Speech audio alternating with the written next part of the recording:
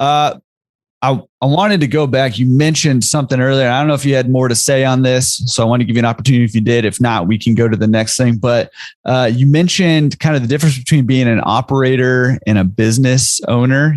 And I don't know if you want to say something on that. Yeah, I might have said it a little wrong, but there's this thing, and I have a couple colleagues and friends who are in business. And when you talked about the barbershop analogy, and I don't want to get any smack from any barbers out there. I don't want to say this wrong because when I go get my next haircut, I don't want my barber slash groomer jacket my head up. I was just telling my kids, I'm at that age, if I shave my head, it may not grow back. I'm not sure. So you gotta be careful. I'm like, I tell them, like, don't touch my hairline in the front. Like, I'm not trying to make a comeback on that. Don't touch it. When I look at, businesses, I like to look at them as a whole. And I'm really right now, I don't even know what the right word to use, but I'm like so infatuated right now with systems. And when I look at businesses and when you mention like, why didn't I be a barber versus a laundromat? And when I'm in different businesses, like I go to the dentist or I go to the barber or, Jess goes to get a hair done at the beauty salon, or, I drive by a nail shop, and those are the ones that just jump into my head real quick. Or friends I have that are like starting their side hustle, they're growing their side hustle into a business.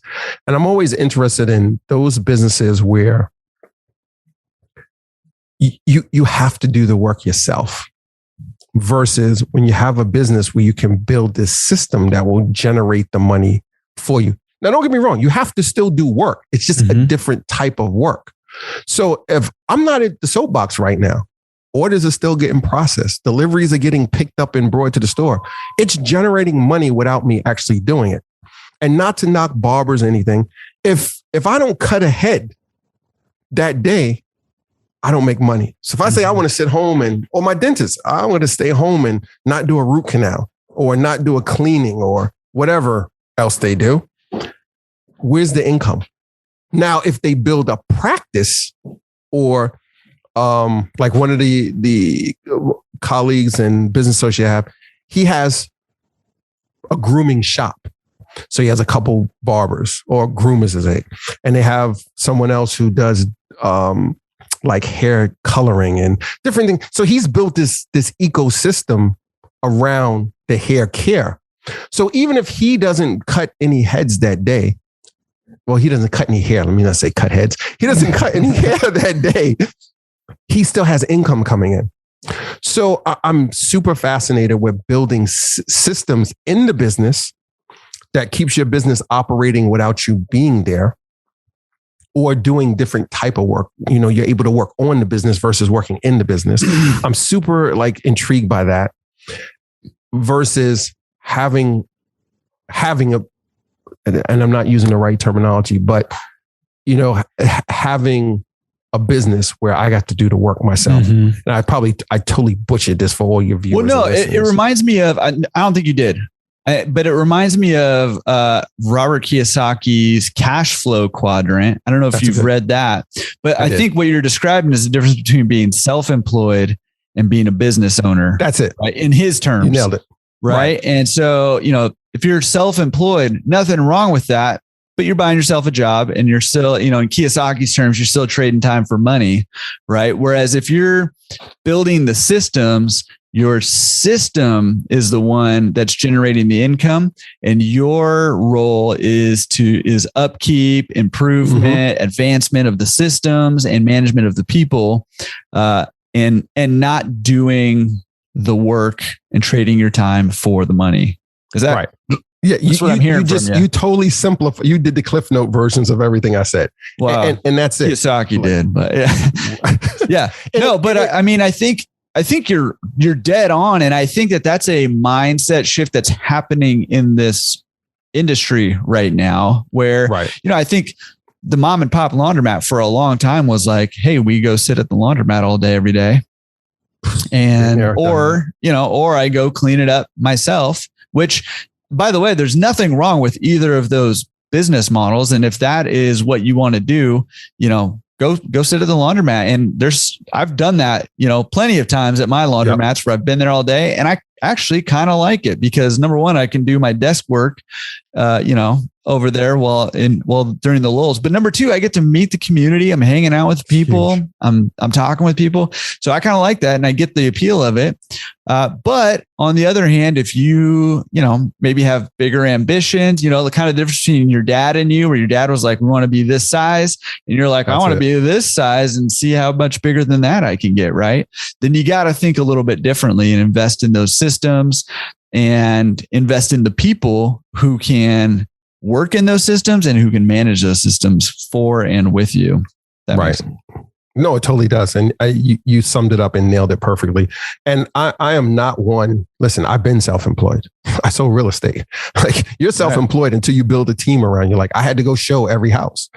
But, in those different things I've always done, I looked at how can I take something from every either job I've had or business I've worked in or worked with someone or a partnership, and say, how can I take the different aspects of that and apply it to what I'm doing now to make that better? And there's nothing wrong with being self-employed. Like, I am not knocking it. And I think we're caught up in a culture now where there's this whole culture that's being promoting people like you shouldn't have a job. You should be an entrepreneur. Like, and let me be absolutely clear. That's total BS. Like, if you're not cut out for this, listen, this shit is hard. I don't know if I can curse on this podcast, but this is hard. It's appropriate, man, because it is hard. Right. And I think people get misled, and I don't knock it at all. And it's nothing wrong with having a 9 to 5. And people who get poo-pooed on the internet and downplay people, I'm like, you take that somewhere else. There are hardworking people out here every day who go to work 9 to 5 or whatever shift they do, and they are the backbone of this country. There are 30 million plus small businesses in the United States. Let's be absolutely clear. There would not be 30 million small businesses if people didn't go to work 9 to 5. Absolutely. So, it's super. And I'm not saying the point where I don't want people to misconstrue the message to say, oh, I don't want people to be entrepreneurs because I want them to just work for all of us. That's not the case. This takes a lot. You sacrifice a lot to build a business. It takes a toll on you personally, physically, mentally, financially. Mm-hmm. And if you're in a relationship, forget it. Like, we can talk for days about people who I used to date when I was growing businesses or I had these crazy ideas and trying to build a business, and they'd be like, yeah, you're crazy. Like, why are you doing that? Yeah. And I'm like, I guess this ain't going to work because I'm going to build a business one way or the other. So if she's not going to support me, it's nothing wrong with her. It's just that she's not cut out for this. Right. Yeah. That's all it is. So I just like people to understand. But, going back to what we were saying, there is a total difference between being self-employed and having a business system, owning a business and building a business. And I see that a lot in the laundry industry. And you said it, like, you sit in the store, and you're just there whatever amount of time, and you factor it into your business model. Mm-hmm. And I'm always intrigued to say, how do we look at whatever business it is? It's the barber, the nail technician, or whoever it is. How do you build that into a system where you can still do it when you want to because you love cutting hair or you love styling hair, but how do you build this system around you where there's other people doing it, or maybe you sell products, or you do consultations, or you do virtual meetings, so you can have other income coming in without you physically always having to be there self-employed, as our friend Kiyosaki would say. Yeah. I